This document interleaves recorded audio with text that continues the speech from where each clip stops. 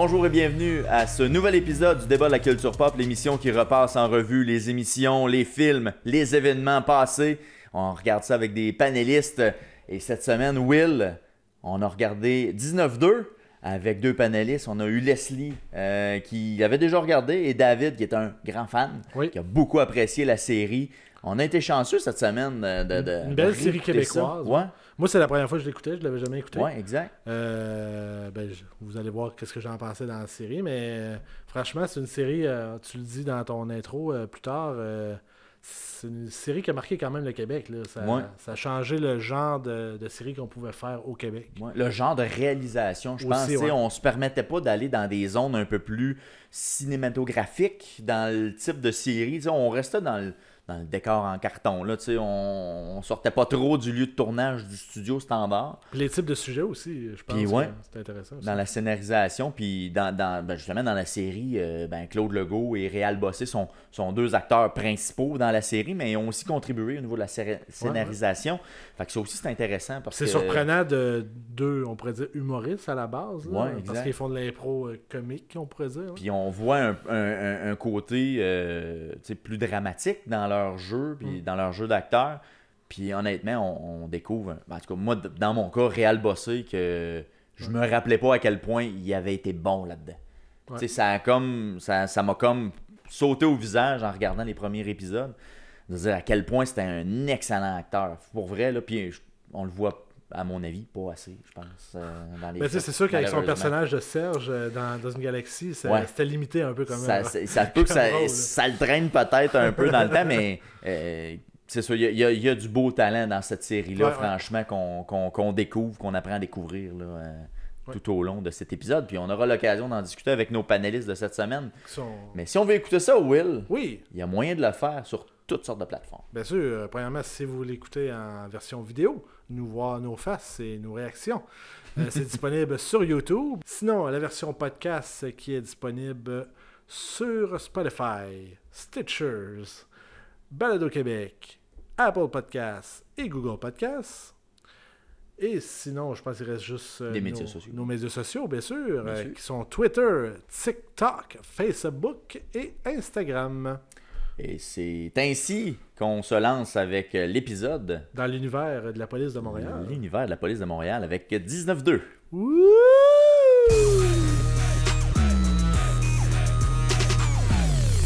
19-2 est apparu sur nos écrans en l'hiver 2011. Nul ne se doutait que cette série écrite par Claude Legault et Réal Bossé serait en fait un tournant dans la façon de faire la télé au Québec.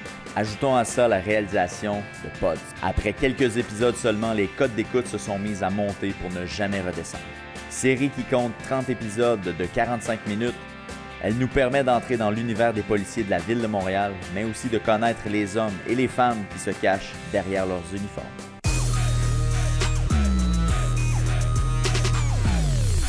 Alors, messieurs, merci d'être là aujourd'hui. On parle de 19-2. On a écouté les deux premiers épisodes de la saison 1, de la saison 2 pour l'exercice d'aujourd'hui. Puis, j'aimerais, avant qu'on commence à entrer dans le sujet des épisodes, parlez-moi un petit peu de votre expérience avec 19-2, d'où vous avez suivi la série, qu'est-ce que vous en connaissez? Ouais. Ben, moi, quand ça a sorti, je l'écoutais pas à la télévision. C'est ma mère qui s'enregistrait sur cassette. Puis par moment... quand même, ça date pas de 1000 ans quand même. C'est une série de 2011 si je me trouve. Ça se peut-tu 2011 à 2015? Pas mal dans ton sol, hein? Ben écoute, c'est tout récemment que ma mère a arrêté d'enregistrer sur cassette, qu'on a découvert qu'elle pouvait enregistrer sur le décodeur. Fait que, j'ai découvert ça là, mais je l'ai pas écouté pendant que ça jouait. C'est quand tout est sorti que là j'ai acheté vraiment les 3 coffrets. Fait que t'avais les pubs de Dodge Caravan quand tu les écoutais. T'avais le full experience. À pareille date, nous autres, on les enregistrait, mais nous autres, c'était sur le disque dur. Là, on était déjà sur la nouvelle technologie. Ça me surprend pas venant de ta mère là, que genre, on est encore avec la cassette là. On va être content d'écouter. Mais c'était pas mal, c'était semblable là, comme Leslie de ton côté. Mais ouais, moi je les ai toutes pas mal écoutées quand ils sont sortis là, ça arrivait des fois là, que mettons je n'écoutais 2 par semaine à cause que j'avais skippé. Excuse-moi, man, on va mettre ça direct site là. Moi j'hésite à manipuler mon micro parce que le dernier coup là, je me souviens très bien, le dernier coup je suis venu à l'émission là j'étais bien aggro là, puis là je taponnais le micro là, puis j'étais genre on va te parler dans le micro. De même ça a du sens, T'aimes ça de même? Tu vas être correct, tu vas être Mikey. Ouais, puis tu sais, puis je me souviens très bien avoir eu être excité de vouloir les écouter. J'étais comme, j'avais hâte à la prochaine semaine, j'avais hâte à écouter le prochain épisode, tu sais. Puis j'ai bien trippé, là. Puis quand il y a eu un break, là, il y a eu un break entre la saison 2 et la saison 3, j'étais comme shit, tu sais, j'avais le goût de l'avoir ma saison. Mais tu sais, vois-tu, ça c'est quelque chose qu'on a rarement vu au Québec puis qui avait besoin. Ils ont pris un break pour le faire comme du monde, puis faire une bonne série. Puis de l'écrire comme il faut. Puis c'était pas des longues saisons non plus. Là, on parle pas de 32 épisodes. Là, c'est pas Virginie. Là, non.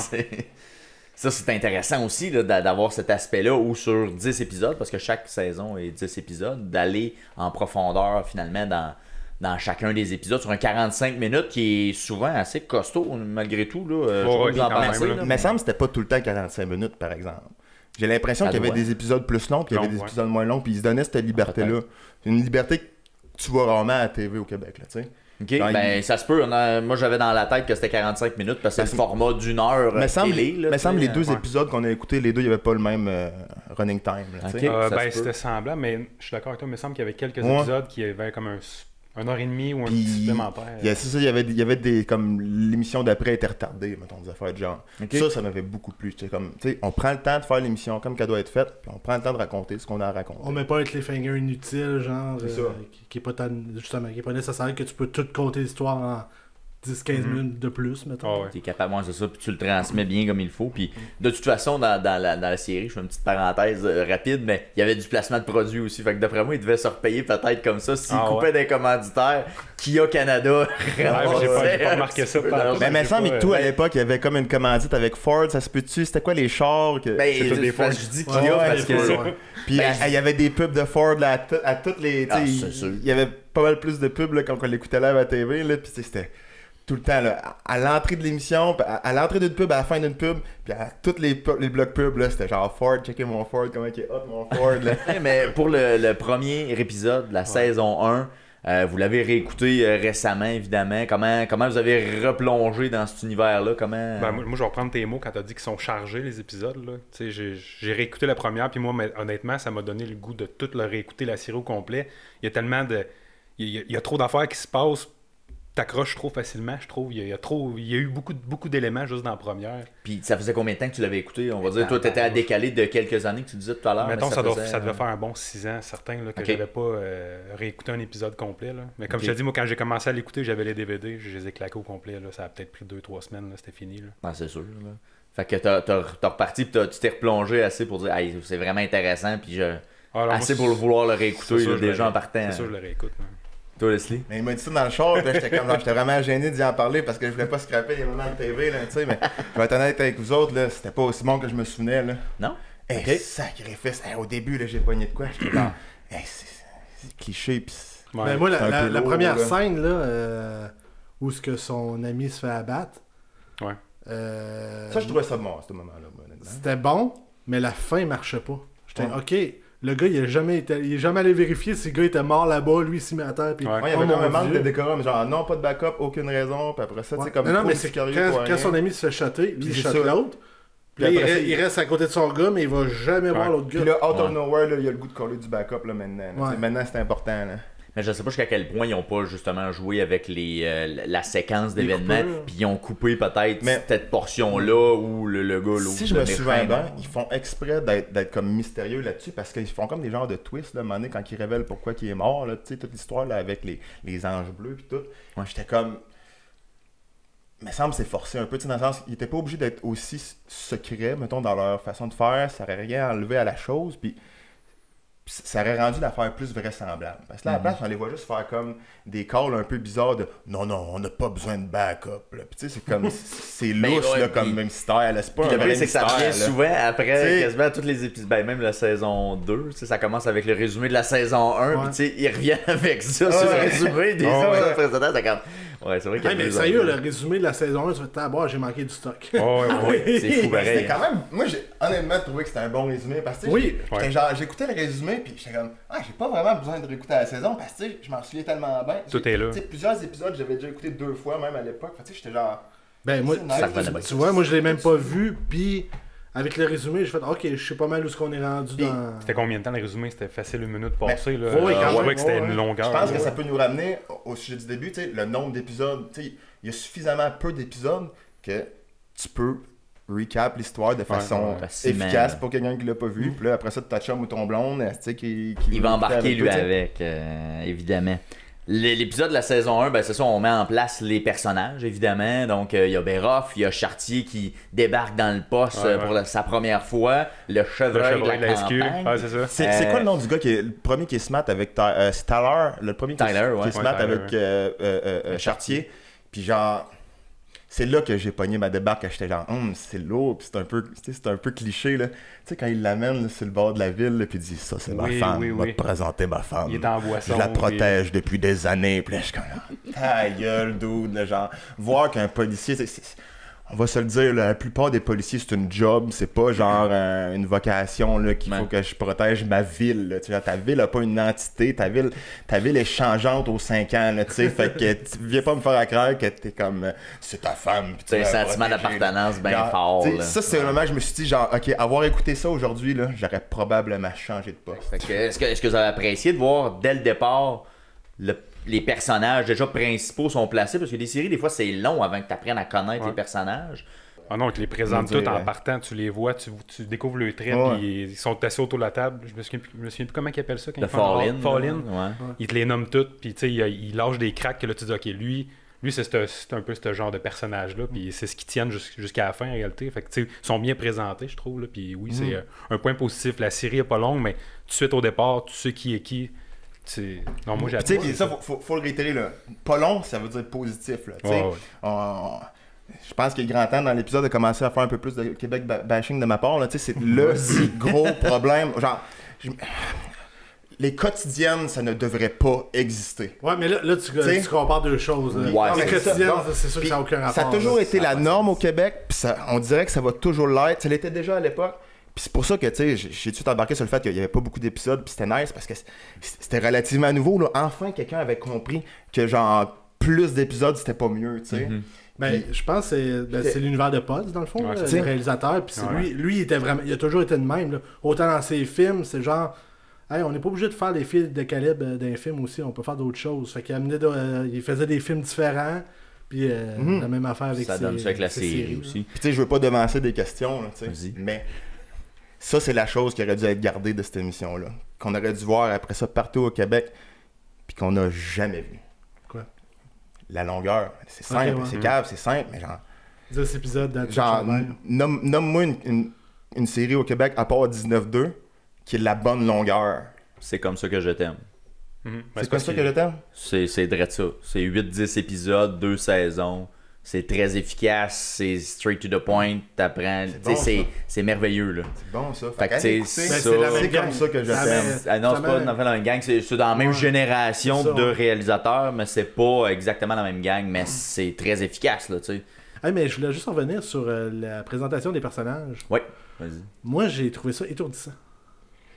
Parce que là, juste avant qu'on présente tous les personnages totalement, on les rencontre dans le poste, puis on se promène dans le local. Là, j'écoutais ça avec ma blonde, je disais, t'es-tu étourdi, toi? Parce que tu passes d'une scène, tu passes d'une pièce à l'autre. Le layout du poste de police, il est pas évident et tout. C'est un peu labyrinthique. Sérieux, si tu réussis à trouver c'est quoi le plan de la... Pour moi, ils ont manqué d'espace pour construire les sets.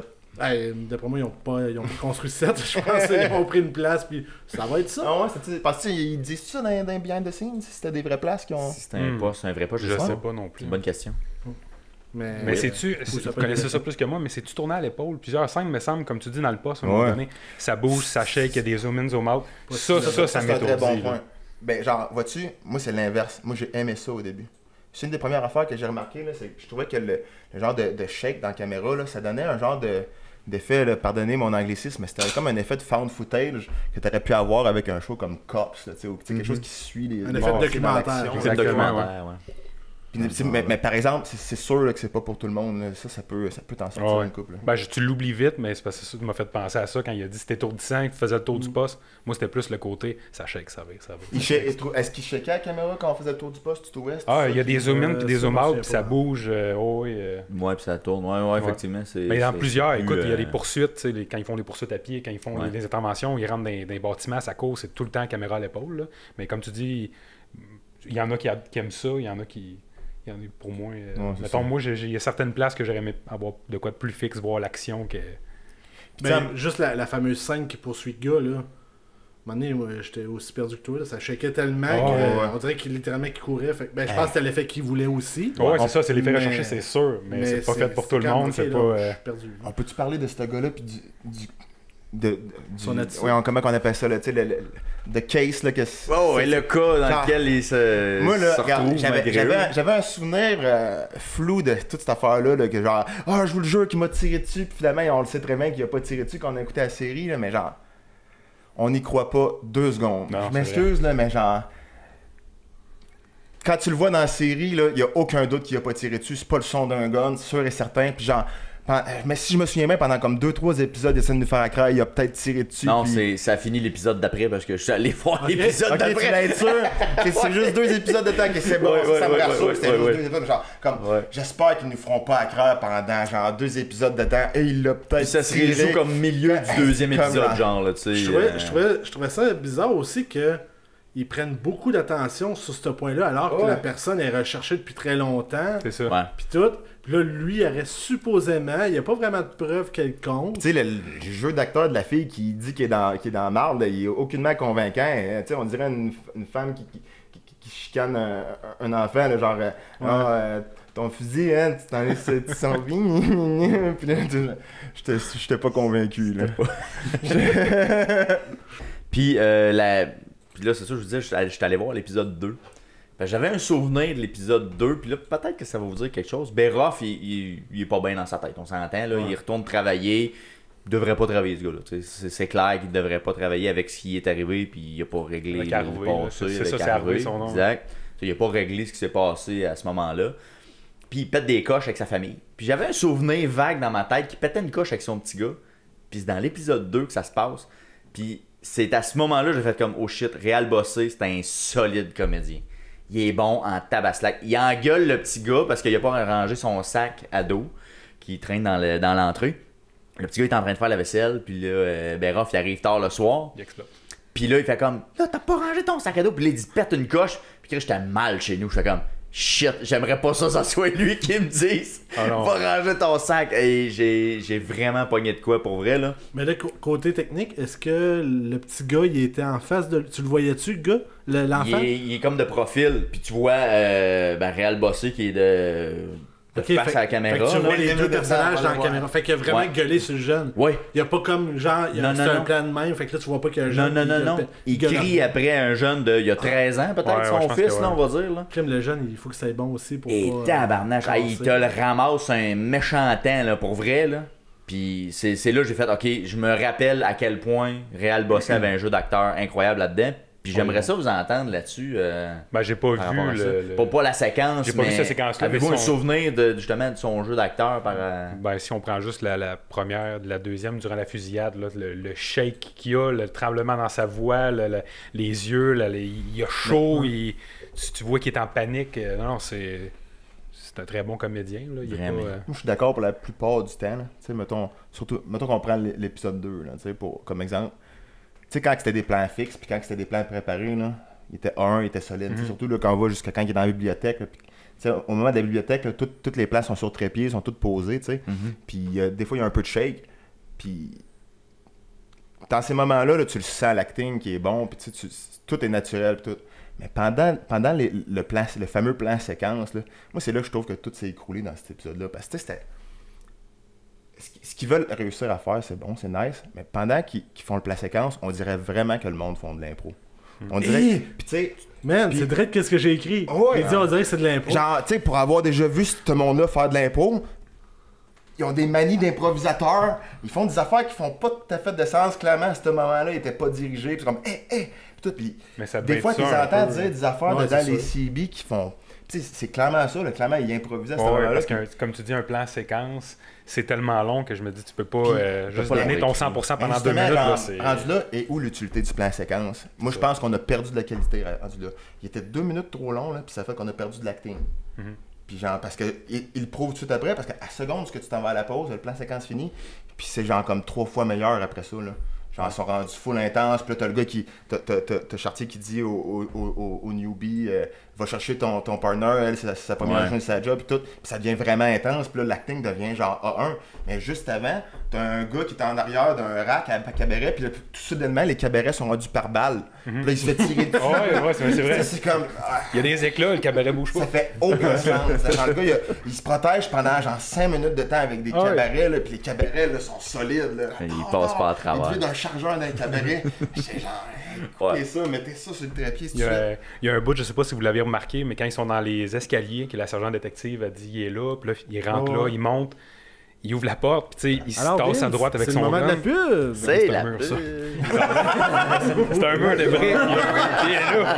Qu'est-ce que tu fais? Ouais, c'est un mur! Puis des fois, il vise bizarre. Le